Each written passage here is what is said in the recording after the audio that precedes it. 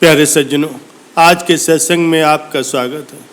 यहाँ पर आपको संत महापुरुषों व धार्मिक पुस्तकों से मिलने वाले आध्यात्मिक ज्ञान से रूबरू करवाया जाता है। इस सत्संग में हम आपको धार्मिक ज्ञान से जुड़े ऐसे तथ्यों से रूबरू करवाते हैं जिसके बारे में बहुत कम ही लोग परिचित होते हैं, लेकिन यहाँ पर आपको ऐसा आध्यात्मिक ज्ञान मिलेगा, शिक्षाप्रद और रोचक कथाएं सुनने को मिलेंगी जिसे शायद ही आपने कहीं सुना होगा। तो आइए शुरू करते हैं आज का सत्संग। लेकिन सज्जनों, सत्संग शुरू करने से पहले आपसे ये विनती है, अगर अभी तक आपने हमारे इस चैनल को सब्सक्राइब नहीं किया है तो अभी कर लें, लाइक कर दें और अपने प्रियजनों में इसे शेयर जरूर कर दें। वैराग्य अर्थात बिना राग। वैराग का जन्म विवेक से होता है। विवेक का अर्थ है उचित अनुचित का ज्ञान, सही गलत की समझ, अविनाशी तत्व व नाशवान का बोध, असत्य और सत्य की पहचान। जिसे इसका ज्ञान हो गया, विवेक ज्ञान प्राप्त हो गया, उसी साधक को वैरागी कहा जाता है। प्यारे सज्जनों, इंद्रियों के स्पर्श से अनुभव होने वाले जो भी भोग हैं वे सभी दुख देने वाले, ये सभी आदि अंत वाले हैं, नाशवान हैं। इसीलिए विवेकी पुरुष इनमें नहीं फंसते, अर्थात जो विवेकवान पुरुष हैं वही विषय भोगों से दूर रहेगा। इस प्रकार वैराग का उदय विवेक ज्ञान से होता है, क्योंकि भोग आदि चाहे लौकिक हों अथवा अलौकिक सभी निरर्थक हैं। अर्थ यदि है तो केवल आत्म तत्व का। इस आत्म तत्व साधना के लिए अभ्यास व वैराग का होना आवश्यक है। अतः वैराग के लिए सांसारिक दुखों का बारंबार चिंतन करके वैराग्य साधा जा सकता है। जैसे गौतम बुद्ध ने सभी राजसी सुखों को त्याग करके यही निष्कर्ष निकाला कि संसार दुख रूप है।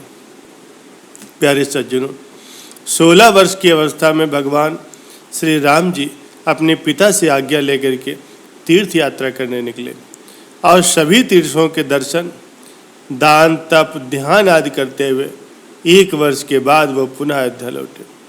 तब एकांत में श्री राम जी ने विचार किया कि जितने भी बड़े बड़े राजा महाराजा और धनाढ्य व्यक्ति हैं, उनके अवशेषों को गंगा किनारे ला करके लोग दाह संस्कार कर देते हैं, गंगा में बहा देते हैं और 2-4 आंसू गिरा करके चले जाते हैं। इस प्रकार इस जगत की वस्तुओं में खेलने वाले जीवों के सारे अवशेष भी गंगा नदी में ही बह जाते हैं। श्री राम जी विवेक वैराग के विचारों में निमग्न थे। विश्वामित्र मुनि श्री राम और लक्ष्मण को अपने साथ ले जाने के लिए राजा दशरथ के पास आए। राजा दशरथ की नजरें जैसे ही विश्वामित्र पर पड़ी, उन्होंने सिंहासन से उठकर दंडवत प्रणाम किया और विश्वामित्र का आदरपूर्वक सत्कार किया, आगमन का कारण पूछा। तब विश्वामित्र ने अपने यज्ञ की रक्षा के लिए दशरथ से राम और लक्ष्मण को अपने साथ भेजने को कहा।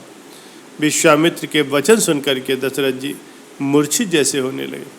तब वशिष्ठ जी ने उनसे कहा, राजन आप चिंता न करें, विश्वामित्र योगी सामर्थ्यवान है, ये परम तपस्वी है, इनसे बड़ा वीर पुरुष तो देवताओं में भी नहीं। आप निर्भय होकर के राम लक्ष्मण को विश्वामित्र जी के साथ भेज दीजिए। महर्षि वशिष्ठ के वचन सुनकर के राजा दशरथ सहमत हो गए। उन्होंने राम को बुलाने के लिए एक सेवक भेजा। लौट करके सेवक कहता है कि रामचंद्र जी तो एकांत कक्ष में बैठे हुए हैं। हास्य विनोद की वस्तुएं देने पर वे कहते हैं कि ये नश्वर वस्तुएं लेकर के मैं क्या करूँगा। तुम तो एक मृग की भांति हो जो हरे भरे घास के आकर्षण में बह जाता है और शिकारी उसे मार डालता है। उसी प्रकार तुम भी इन भोग पदार्थों में फंसे हो और असमय ही काल के गाल में समा जाओगे। ऐसे भोग पदार्थों में मुझे समय बर्बाद नहीं करना, अपितु मुझे आत्म तत्व की खोज करनी। तब समस्त साधुगण, ऋषि मुनि और सभासद कहने लगे, सचमुच कितने विवेकपूर्ण वचन हैं श्री रामचंद्र जी के। वशिष्ठ जी ने विश्वामित्र जी से कहा, मुनिवर श्री रामचंद्र जी को आत्मज्ञान का उपदेश दीजिए। ताकि उन्हें अभीष्ट पद प्राप्त हो। तत्पश्चात रामचंद्र जी सभा में बुलाए गए।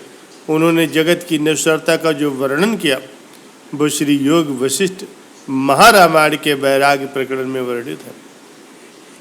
दूसरा कोई ग्रंथ पूरा भले ही नहीं पढ़ पाओ, लेकिन योग वशिष्ठ का वैराग्य प्रकरण पढ़ लेना, पूरी बात समझ में आ जाएगी।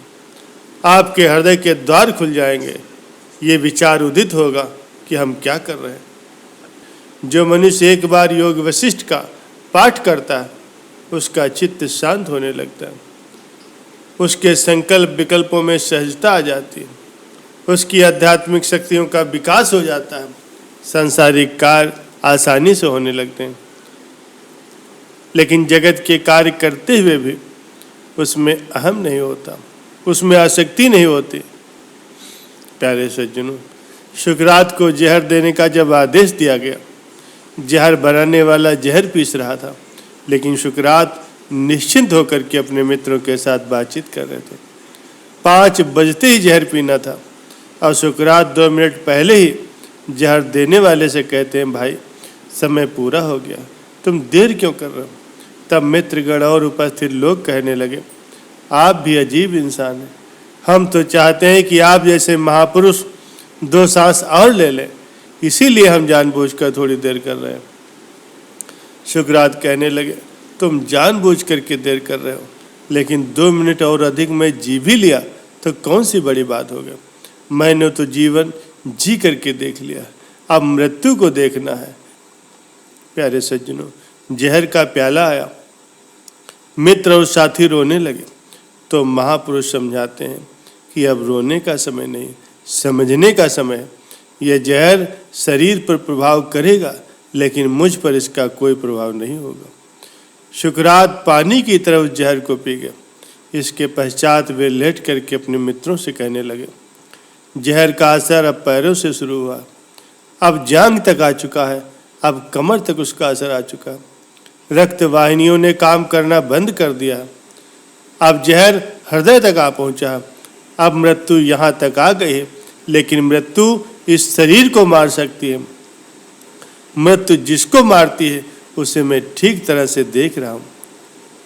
प्यारे सज्जनों, जो अपनी मृत्यु को देखता है उसकी मृत्यु होती ही नहीं। ये पाठ तुम्हें पढ़ाने के लिए मैं तुम्हें सावधान कर रहा हूँ। प्यारे सज्जनों, इसी प्रकार से आपके जीवन में भी एक दिन ऐसा आएगा तो मौत से घबराने की जरूरत नहीं है, डरने की जरूरत नहीं है।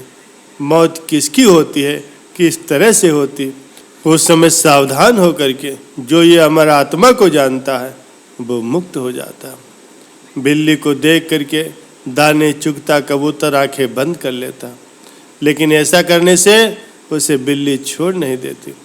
ऐसे ही जो दुख विघ्न या मौत से लापरवाही बरतेगा उसे मौत छोड़ेगी नहीं। मौत का साक्षी होकर के मौत से परे अपने अमर आत्मा में जो जाग जाता है वो धन्य हो जाता है। प्यारे सज्जनों, आशा करता हूँ आज के सत्संग से आपको बहुत कुछ सीखने को मिला होगा। अपने जीवन का उद्धार चाहते हो तो हमेशा प्रभु की भक्ति में लगे रहो, ज़्यादा से ज़्यादा प्रभु नाम का स्मरण करो और निस्वार्थ भाव से लोगों की सेवा करो और कभी भी कोई भी बुरा कर्म न करो।